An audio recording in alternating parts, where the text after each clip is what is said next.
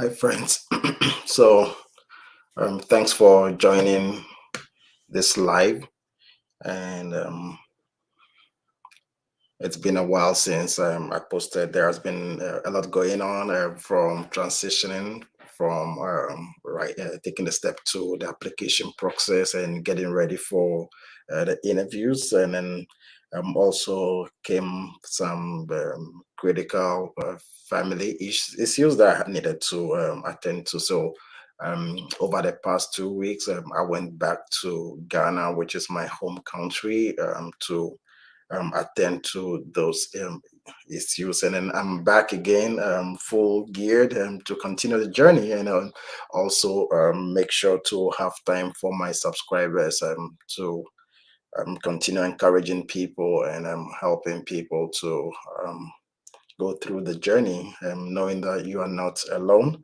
Um, so, just to begin with, so in this video, I'm going to discuss anything concerning the USMLE. If you have any questions that you might need answers to. A lot of people have emailed me over the past 2 weeks, and I've not really been able to reply. I've replied some of them. Some also sent me Instagram DMs, and I was able to reply some I was not able to. Everyone should forgive me for that. So if you have any questions concerning the steps, I'm here to talk about them, and you can feel free to um, leave a comment, just comment, and then you can also use the the link to join the live chat if you want. So I'm gonna put a link right here. If you want to join the chat room and talk, you can. It's also accepted. It's right here. There's the link if you want to join. Um, so just to make sure my audio is playing, I'm gonna just take a moment to. So just to make sure my audio is okay. That works. I can hear it from here. Yeah. So actually, like a lot of people ask me several questions, and then let me just talk briefly. So about the USMLE, this is the United States Medical License Exam, and if you are new to it, then this exam it's a very difficult exam. It's tough, but it takes consistency and determination to break through it. It is, I would say, it's one of the most difficult license exams with regards to the content and what is expected from you. The length of the questions are very long compared to other medical license exams like the PLAB and then other exams from other countries. So if you plan to take this exam, then what I will advise is that you need to really work hard at it, and you need to put in a lot of effort, and then eventually you will do well. A lot of people have done it, and then they've done well. I've done it also, and then I'm in the process now to do my interviews, and then God willing, march into a preferred choice residency program. So if you are sure that you want to apply for a residency in the US, then now would be the best time to start studying for it. And then those who are also studying already, I want to say that do not give up. There are going to be ups and downs, and there'll be times that you might feel like you will not be able to do it. You might feel like you want to give up, but I want to tell you that we've all been there. We've all been there before. Don't give up. Just keep pushing. So my recommendation to people is just stick to the basic resources that we use. That's the UWorld First Aid Pathoma, and there will be some topics that if you feel like you're not getting enough information from these resources, then you can resort to other resources. So those will be topic specific. Like so, if it's Kaplan that teaches a certain topic, well, you can go to Kaplan and just learn from there. If it's also, let's say, Dr. Najib, as for Boss and Beyond, I tell people to use it with the first aid, use the Boss and Beyond to read the first aid so that you are not just reading the first aid passively. Yeah, so now the USMLE, like one thing I also tell people is do not register until your scores on the Q banks are improving, until you've taken an NBME and then you see that you've passed an NBME, then you can register, because just after your registration, you have to choose your triad, the period within which you want to write the exams, and it's very short. So if you don't do your calculation very well, you are likely to lose your money and then you have to do another registration.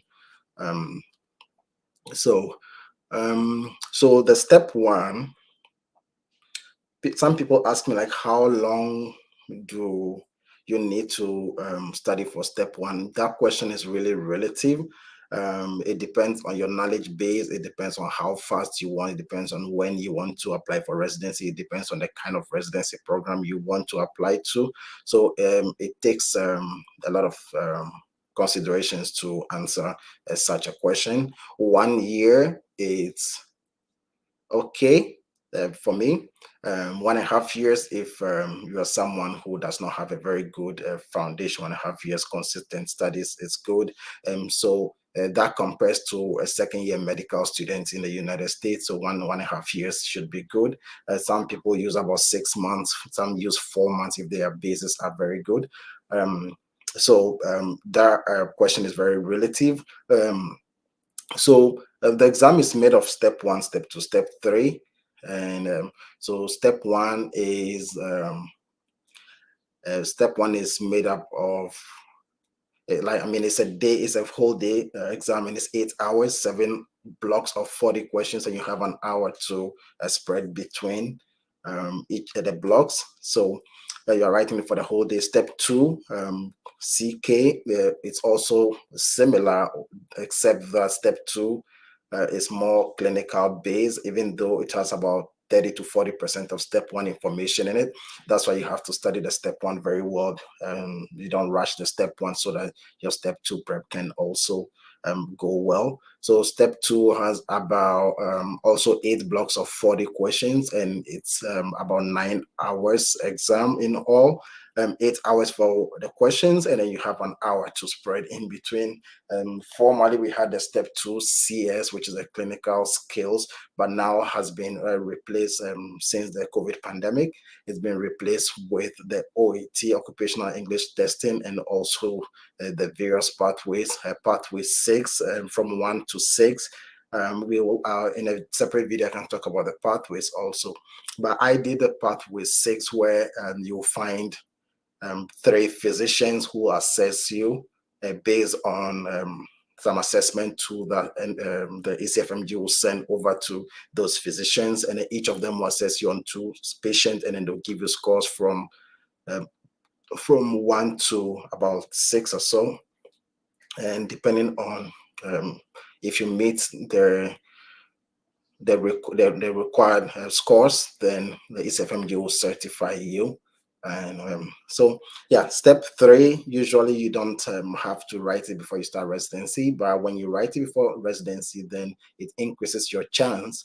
When you have the step 3, what that means is that you can practice independently with minimal supervision. So when you go into residency, your attending is okay, leaving patients in your care, knowing, trusting your instincts. Yeah, so that is why most programs will choose someone who has written the step 3 before applying for the residency. But nonetheless, most programs just want the step 2 and step 3. And for some programs, they want you to write step 3 by the first year of your residency. Some programs will say you have to write it by the end of your residency, so you get to choose the time that you want to write it. So guys, if you have any question regarding any of your steps that you are taking, any question that is bothering your mind, you can leave it in the comment, and then we will discuss as usual. Soon also, I'm coming up with a review program. So if if you are someone who would like to join that review program, and my Instagram, it ID is down there. You can add me on Instagram, and then when I begin, you can join. And soon, say like within next week, I should begin it. So those who also have my email, you can send me a message on, you can email me so that I'll add you to the group, and then we can begin the review program. A lot of people have been asking, they want me to do that review for them and then guide them through topic by topic. And then I think it's time to begin that, just to put people on a very good pedestal, so that we can see how that helps people. So if you have any questions regarding your steps, those watching me, can you let me know like where you are watching from, just to know which part of the world you are watching me from? I'm here in Texas, the United States. Um, so if you are watching me from anywhere, just type it in the comment for me, to know where you are watching from. And thanks for that. So where are you watching from? Can you let us know? Let's see. Let's see who is the first to let us know where they are watching from. Yeah. So and also if you can help us know what step you are sitting for right now. Are you sitting for step one? Are you sitting for step two? Are you studying for step three? Just let us know if you are also someone who is in the match for this season or next season. Let us know. Okay. I'll be very happy to know that. Okay. So this Nelly. Let's see. Just permit me. Let me project this onto the screen so that everybody can see it. So this one Nelly is saying. I graduated in 2017. Okay, Nelly, you have to hold on. Let's Philip join us now. Add to stream. Hi, Philip. Hi, Philip. You have to unmute, and then you can speak to us. Hi, Philip. You are in the chat room. Okay, I'll be waiting until you connect. Nelly, you said I graduated from sorry, in 2017, and it's so late to begin my process to get residency. Is it so late? I'm from Ecuador. Thank you so much. Yeah, so it's never too late. It's never too late. I know someone who is matching this season and has graduated for, I think, since 2016. I spoke with him yesterday.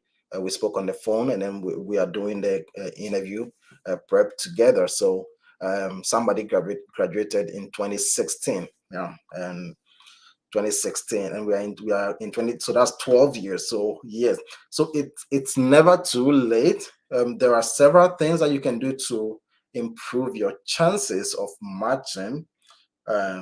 One of the most important single things is being a permanent resident of the US. Like you have the US green card, and also you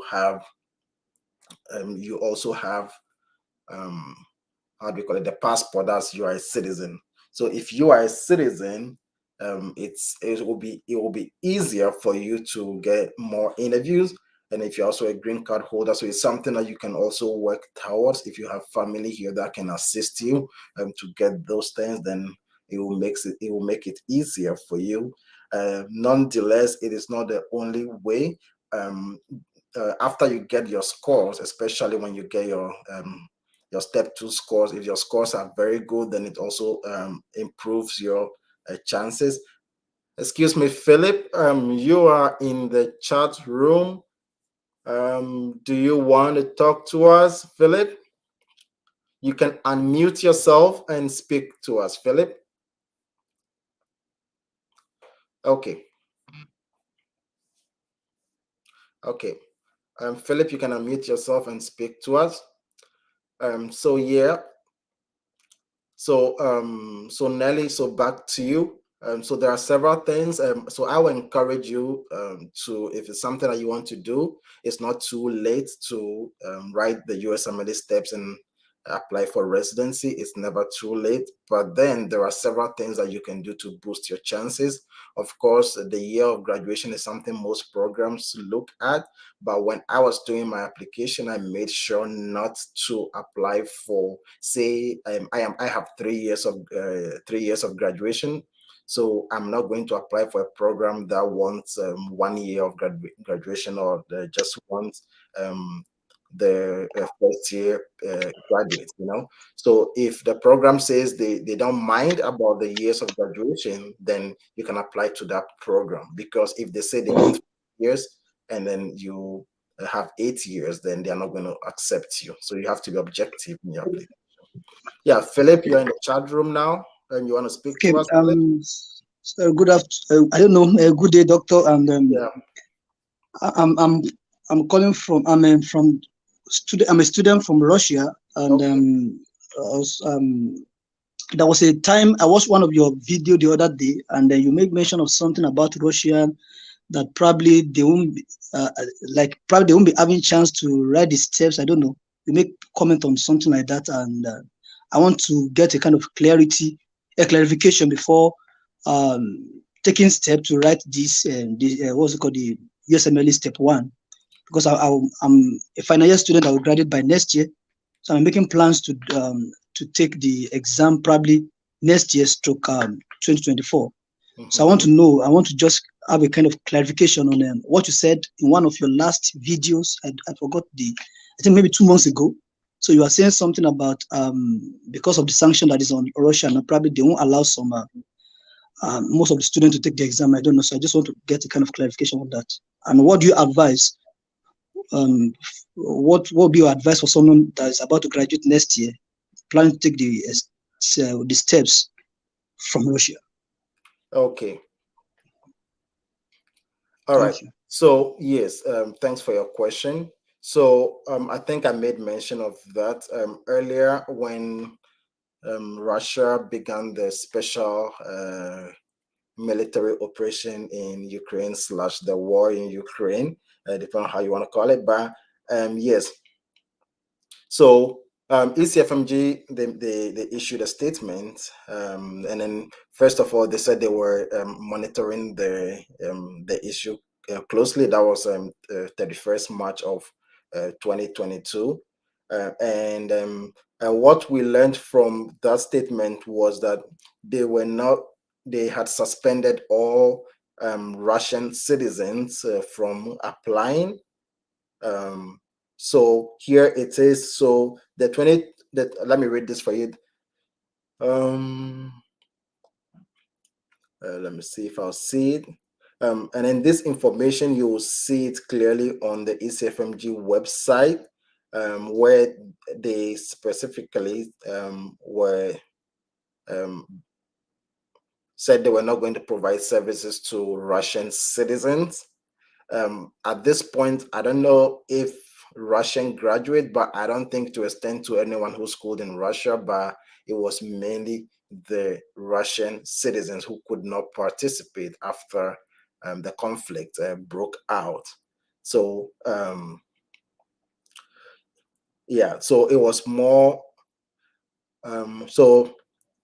so this is, let me read this to you from the ECFMG website. It says, we recently made the difficult decision to pause ECFMG certification services requested by Russian citizens residing in Russia.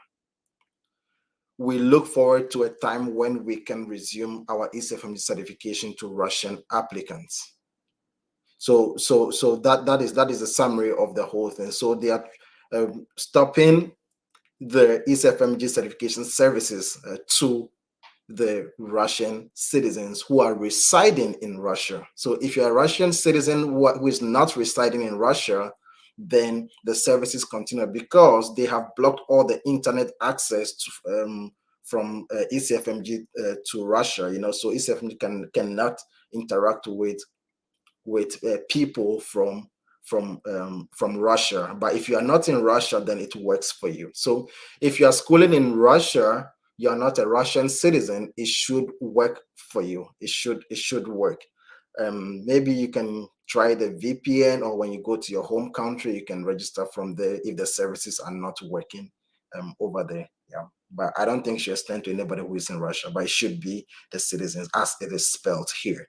One thing you can do is you can call ECFMG directly. Their number is on their website, and then they are very responsive.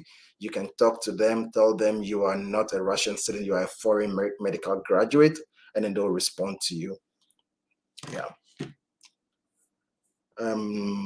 Let's see. Nelly, thank you for the super sticker. Thank you so much. I must say you are the first person to send me a super sticker, so I really appreciate it. Thank you so much. Yeah. So let's look at the next question. Patel is asking me, did you get an Philip, I'm sorry. Did I answer? I hope I answered your question. Yes, very well, thank you. Then the second one was on the pathway for the, okay, which pathway with the someone that graduated from Russia, which pathway will be favorable for that particular person? I don't know. So Okay, they made mention. so we have pathways from pathway 1 to 6, right?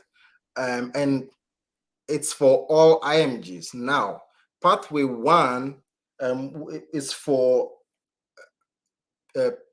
IMGs who are practicing in their country already. So if you're a doctor and you are licensed in your country to practice, that is pathway 1. Very easy. It's the easiest pathway. You don't need to do any hard work. Then it crosses like that to pathway 2, 3, up to 6. So for pathway 6 was what I did because I had graduated from the med school for 3 years, right? For 3 years. That is why I was doing the pathway 6. So they look at the year of graduation to know the kind of pathway that you would do. And also, if you go to the ECFMG website and you put in the pathways, you will see that. But I wouldn't worry about that if I have not taken step 1, step 2 yet. So you should take your step 1. When you are about to take your step 2, then you are worried about the pathways, because you need that to get the ECFMG certification. I hope I answered your question. Okay, so let's look at Patel is asking me. Yeah, there's a very direct question to me. So, did you get interviews?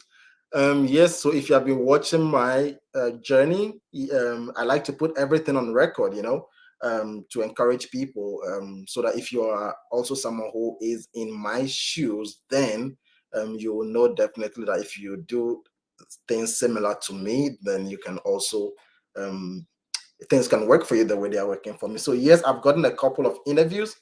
I've gotten a couple of interviews. I cannot disclose numbers, but it's very encouraging. And then I would say I don't I don't have enough even space to schedule them. So if at this point I don't get any interviews again, I wouldn't have a problem. Like I'm okay. I'm okay at this point. Yeah. So yeah, that is it. So I have a couple of encouraging interviews from programs that I really like. Let's see, there's a private chat here. You're welcome, Philip. Okay, now let's continue. So if you want to join the chat room, you can use the link that I put over there to join the chat room. Okay.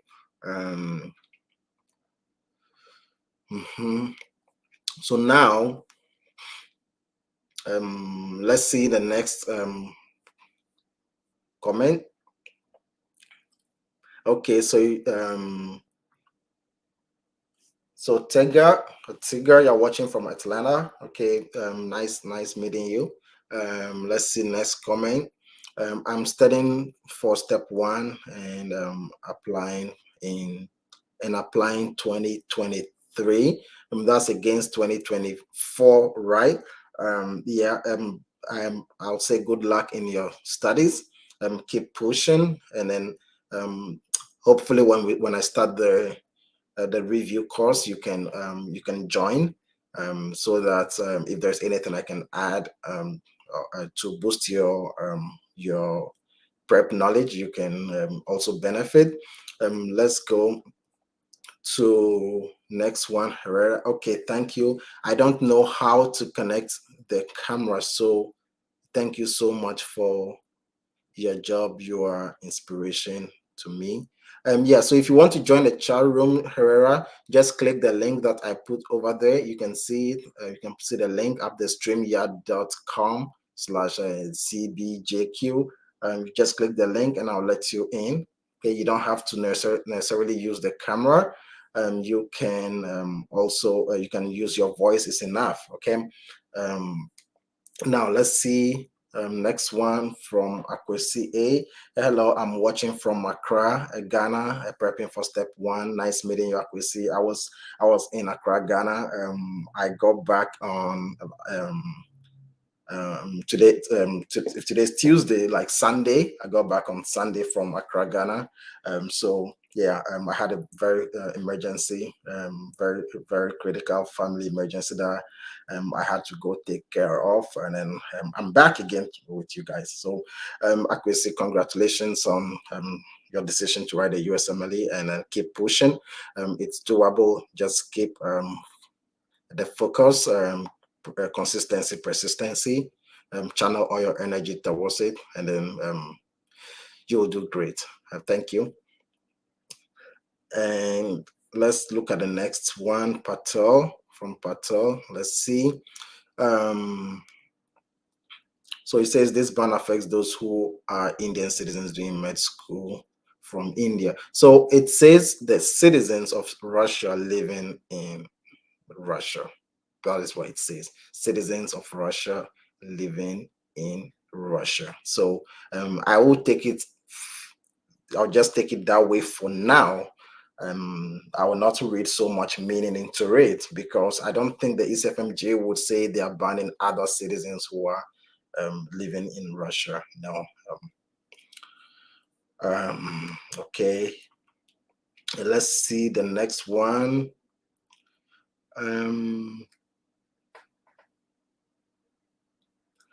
Okay, so somebody's asking Zumi how to deal with the fear of failing USMLE step one. How to deal with the fear of failing USMLE step one. The surest way I would say is making sure that you get to the point where before you write your exam, before you go in, making sure that you get to the point where you are not failing NBMEs and you are comfortable with NBME style questions, you are comfortable with UL style questions, such that when you are reading the questions, you are able to understand what the question is asking. Yes. So if you can reach that level, then you are comfortable. But if you are someone who is reading questions and you are not understanding the questions, then it's not good. It's not good because it's a phase in the USMLE that when you are reading the questions, you are shaky, you are so anxious that you are not comprehending the information. But it will get to some point where you can understand when you read. So if you can reach that level where you are comfortable, you are relaxed when you are reading the USMLE questions, and then you can deduce the information that they want from the questions, then you will be fine. Now, this question is a very broad-based question, in the sense that it wouldn't have one answer. Now, we've all been there before where we are scared of failing. The step one mostly is the step one. For step two, I wasn't scared of failing. I knew I'll pass. I didn't know how much I was gonna get, but for step one, there was so much fear, so much anxiety, so much uncertainty. We've all been there before. I want you to know that you are not in this alone. Okay. So what I'll say is that do not just isolate yourself in your room studying. Mingle with people virtually. Like you can join Reddit groups. You can join Facebook groups, WhatsApp groups, so that people share their stories with you. I was one of those people who was very I was scared of failing step one.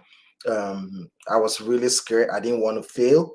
My prep was shaky at the time, and there are people who will come to me and say go and write it, and I know that I'm not ready, and it was true. I wasn't ready. Don't let someone push you into it. Don't let fear of losing your money or registering again push you to go and write it when you know very well that you are not ready. So yeah, so the number one way of dealing with the fear is to prep well.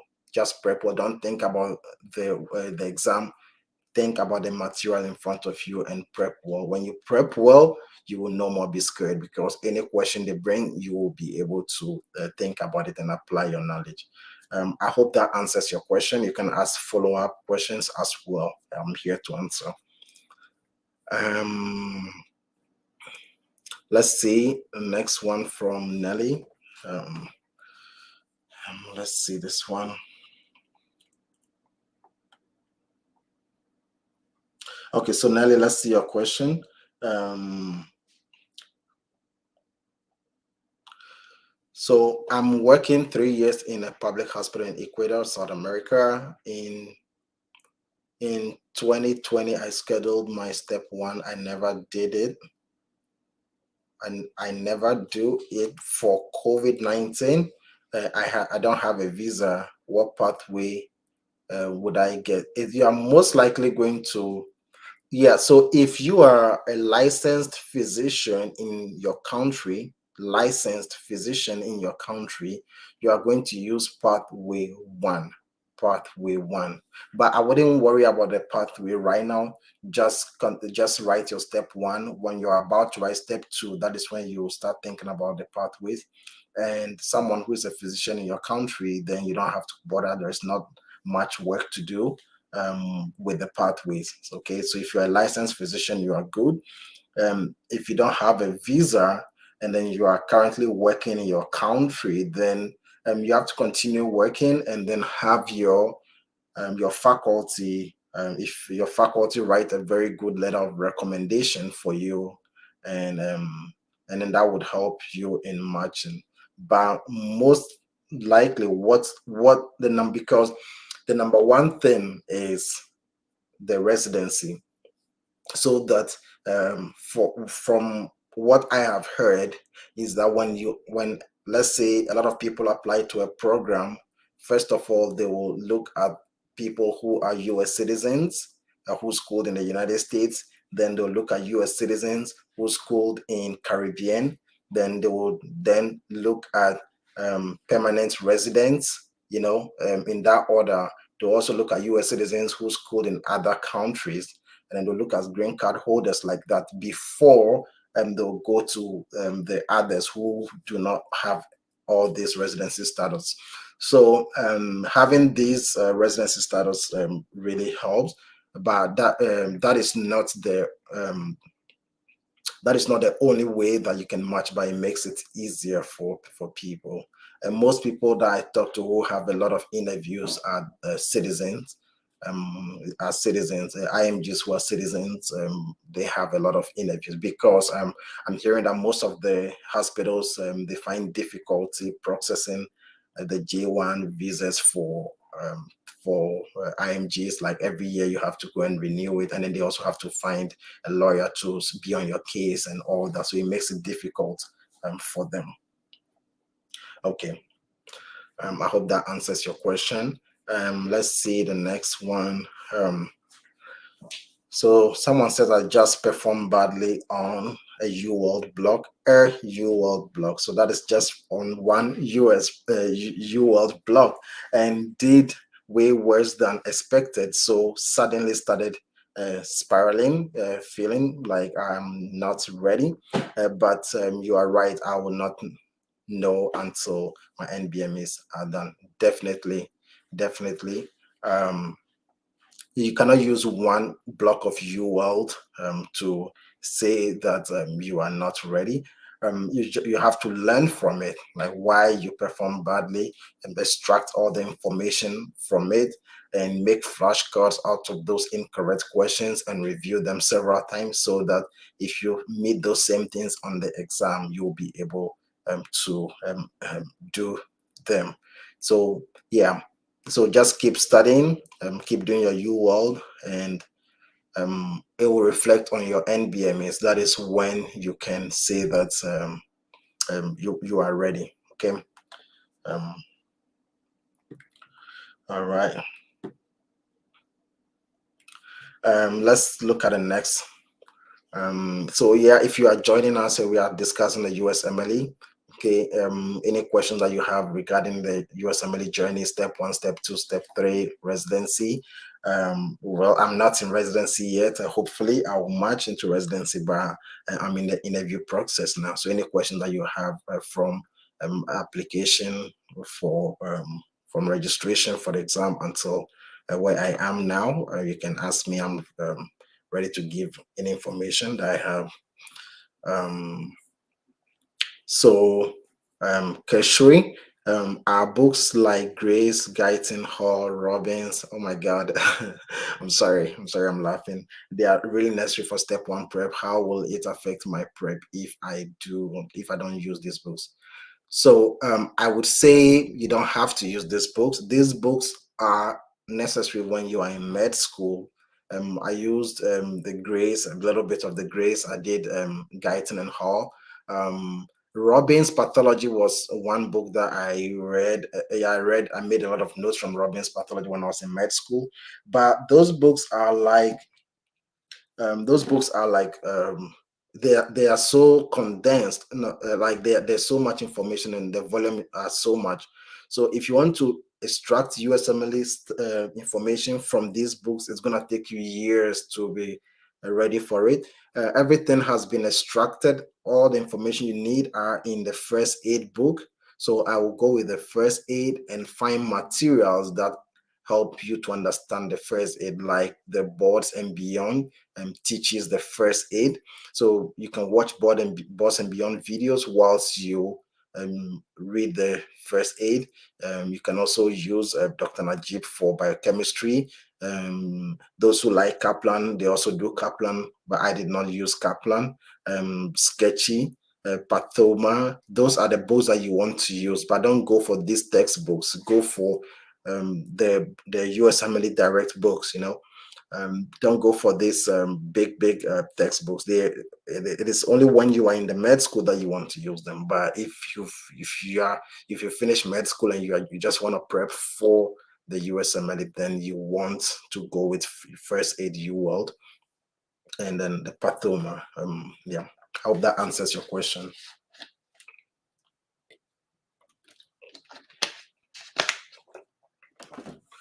Okay, Nelly, you are welcome. You're welcome. Let's say, so I am a CDS and an old medical grad. I am currently in works to shadow some doctors here at the hospital I work in with plans to get a recommendation letter. Are there ways to stand out on your application? Yeah, there are ways to stand out. There are ways like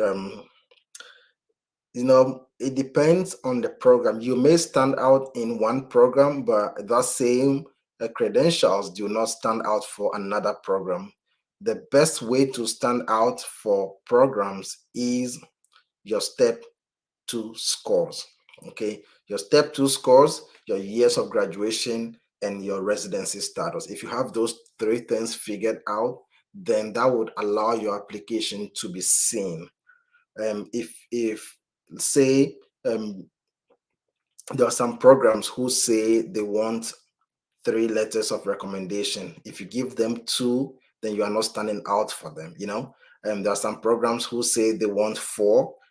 If you give them 3, you are not standing out for them. So what I did was you use these apps like Match a Resident. It was very helpful to me. So Match a Resident, when you put your credentials in, it will tell you the programs that um, that the programs that you qualify for, you know, and it will give you examples of like the number of people who have your credentials and who have matched or who have gotten interview from that program. So that gives you hope that okay, I have this years of graduation, but there's someone also who had it and had interview from there. I had these scores. I'm not comfortable with it, but somebody had the same scores and matched into that program. So if you use those tools, it makes it easier rather than just applying blindly without knowing which you really qualify for. Yeah, so US clinical experience is one sure way of standing out. And most programs prefer that. They want at least 3 to 4 months of US clinical experience. So yes, you're on track. You're on track, but focus more on the steps. The steps are very important. Don't spend all your time in the hospital. Don't spend all your time following doctors when you don't have your step scores. Okay, yeah, because if you have your step scores and you have maybe you still follow the doctor, it makes a more positive impact. But if you spend all the time in the hospital and even like the best doctor writes a recommendation for you and you don't have your scores, then you're likely not to match into your desired program, you know. So um, let's take the next question. I hope that answers your question. Testimonies. Um, I'm a first year student at the med school. Yeah. So if you are a first year student in the med school, then tertiary, yes, reading those books are very important. They are very important. You can, if you don't understand something, it's better to use those big texts because you have all the time in the world to prep for the exam. Let's see. You are welcome. You are welcome, testimonies. And as I said, from next week, I would like to start my those who wanted to me to do the prep course. I would like to come up with something so that we see how we can begin it. And those who want to join, you can add me on Instagram, and then I will add you to the group. Um, so you are a first year med student. Yeah, we saw that. I say, yes, you answered my question. Thank you. You are welcome. You are so much welcome. Um, yeah, Nelly, again, I want to say thank you for your super sticker. You know, yeah, I appreciate it. I really appreciate it. Yeah. So yes. Um, what's the message from? Okay. Yeah.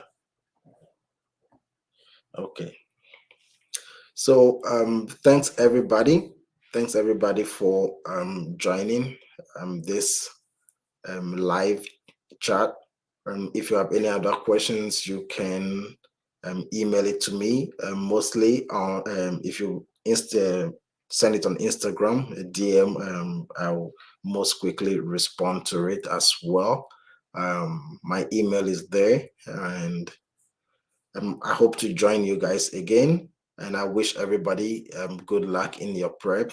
I wish that you all get your desired scores and then get your desired programs. Let's see one more question. Are you only using Instagram? Because I do not have an Instagram account and interested in the group. So you can email me. My email is there. I can put my email here for you. Can put my email here so that, let's see. If you go to my channel page, my email is there. Go to the About tab of my channel on YouTube, About, and then you will see my email over there. Yeah, I'm gonna put my email here.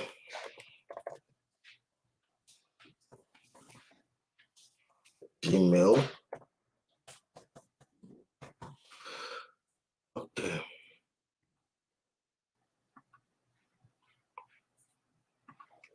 All right, you see my email down there. So this is my email. You can add me there. And we have one more comment. Which country are you from, sir? I'm from Ghana. I'm from Ghana. I'm from Ghana. If you watch the World Cup, you will see Ghana. If you yeah, you will see Ghana. If you watch the World Cup, yeah. So yeah, I'm from Ghana. Um, all right. So thanks everybody for joining, and then I'll talk to you guys again. Good luck in your prep, and bye. Love you all.